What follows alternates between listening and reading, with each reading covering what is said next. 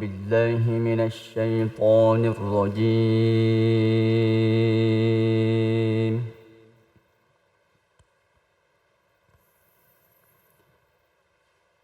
بسم الله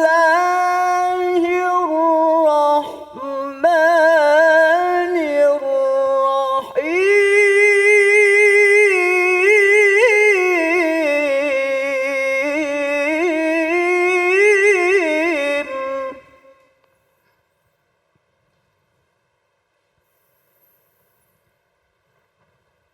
وإن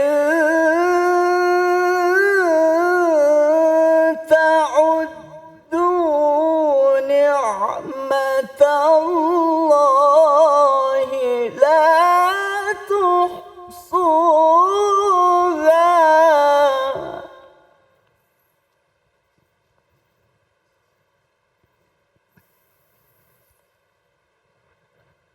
إن الله لغفور رحيم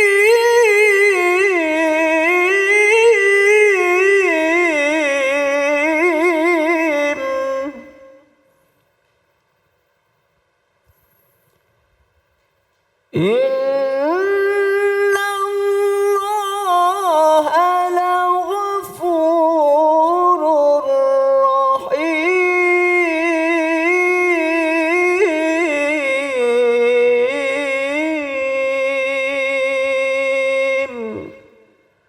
صدق الله العظيم.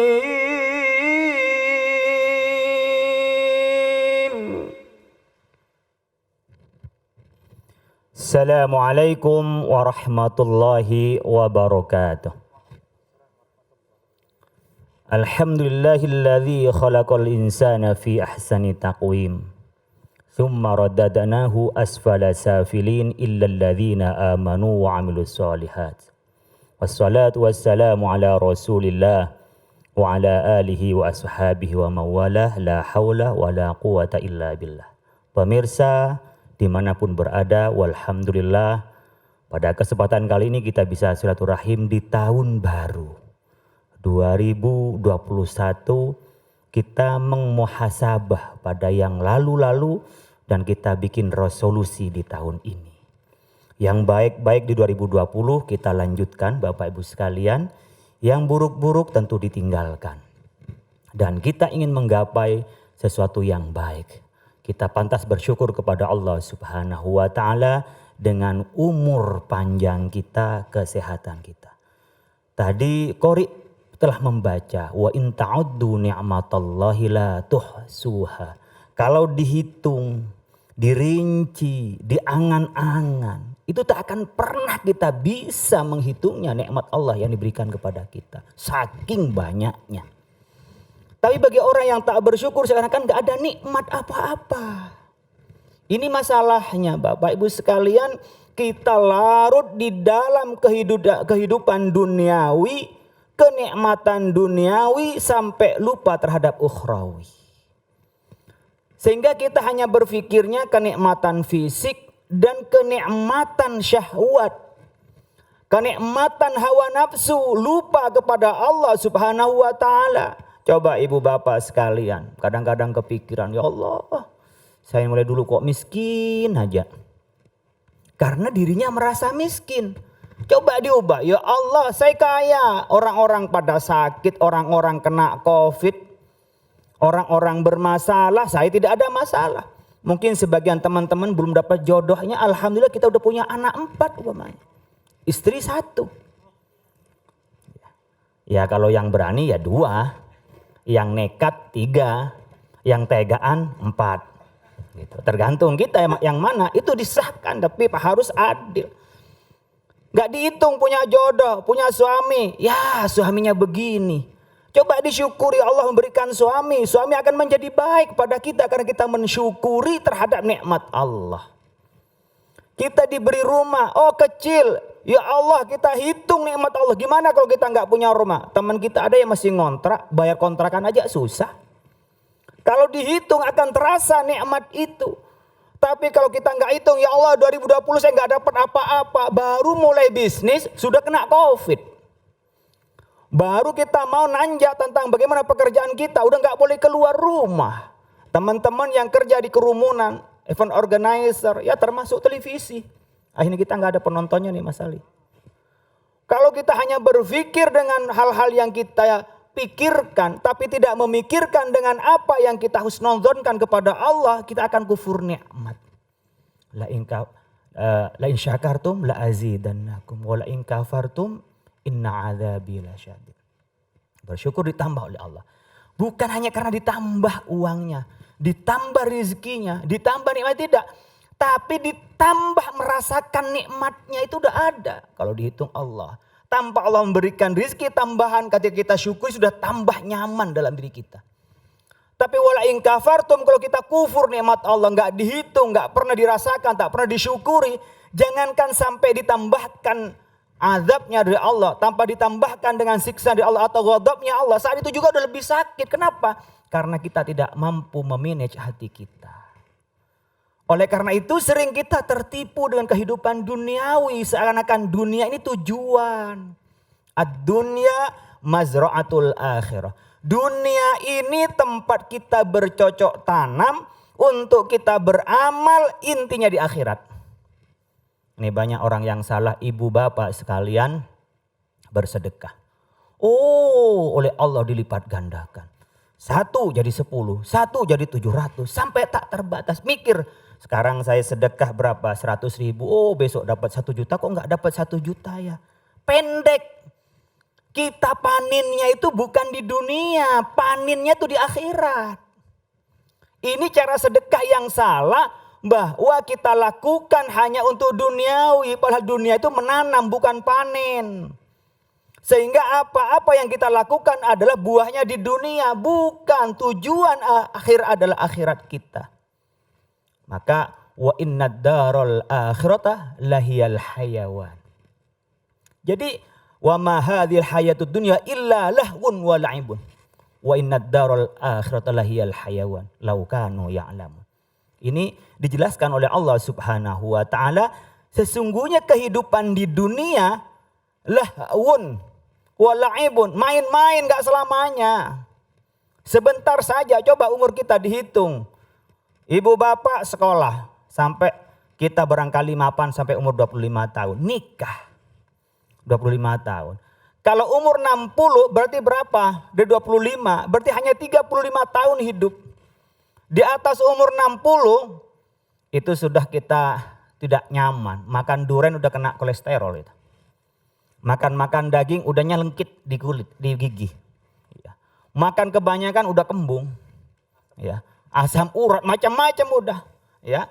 Jadi kalau dulu kita ngomongnya parfum pada saat usia seperti Kori ini 25, parfumnya parfum apa? Itu dulu, sekarang minyak anginnya.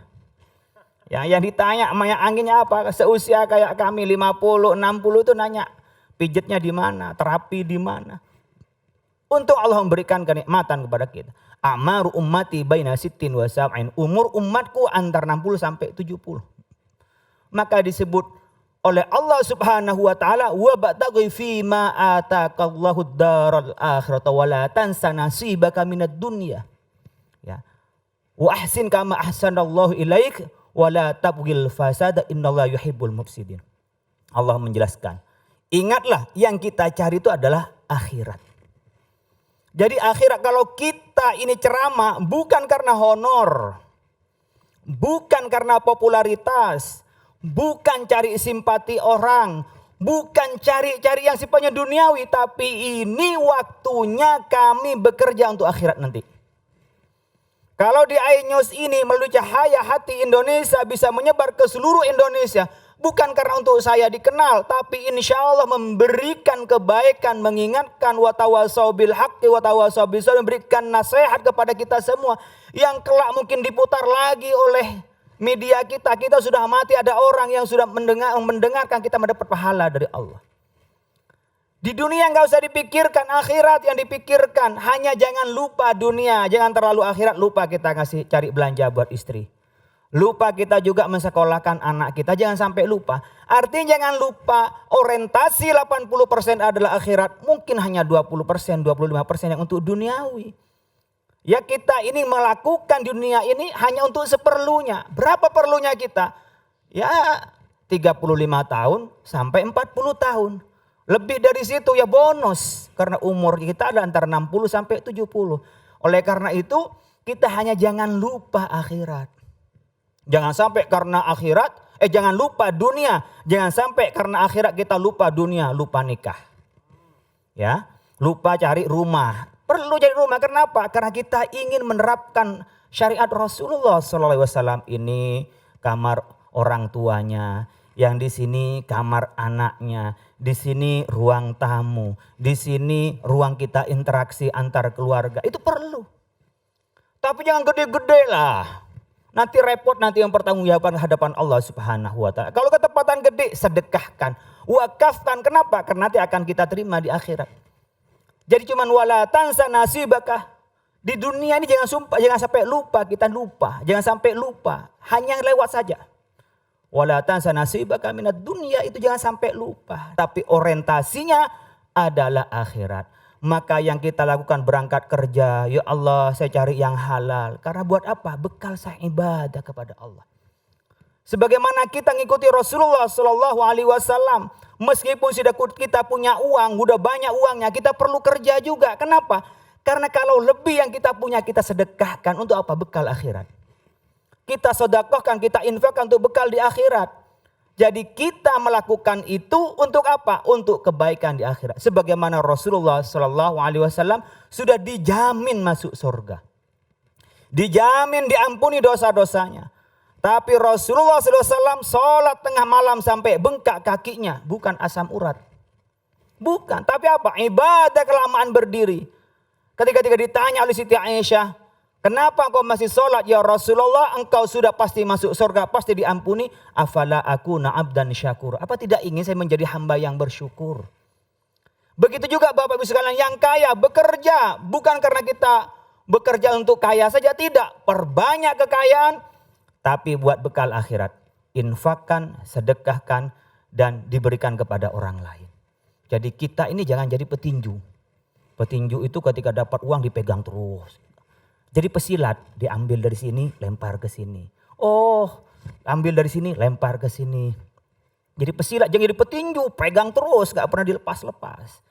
Oleh karena itu ibu bapak sekalian, kalau kita diberi kelebihan oleh Allah Subhanahu wa taala, terus mencari, bukan sombong, tetapi untuk bisa lebih banyak memberi dan berbagi kepada orang lain. Mudah-mudahan kita bisa menjadi hamba Allah yang pandai bersyukur. Mudah-mudahan kita tidak menjadi orang yang kufur nikmat, yang akhirnya mendapat laknat dari Allah Subhanahu wa taala. Mudah-mudahan kita oleh Allah Subhanahu wa taala dilindungi dan mendapat rahmatnya. Mudah-mudahan bermanfaat. Kurang lebihnya mohon maaf. Wallahul muwaffiq ila aqwamit thoriq. Assalamualaikum warahmatullahi wabarakatuh. Assalamualaikum warahmatullahi wabarakatuh. Masya Allah, terima kasih guru yang dimuliakan Allah Subhanahu wa taala, Kiai Haji Khalil Nafis. Dan pemirsa di rumah, sesaat lagi kita akan menjawab semua pertanyaan yang sudah masuk melalui media sosial kita ya. Jangan kemana-mana, tetap bersama kami di Cahaya Hati Indonesia.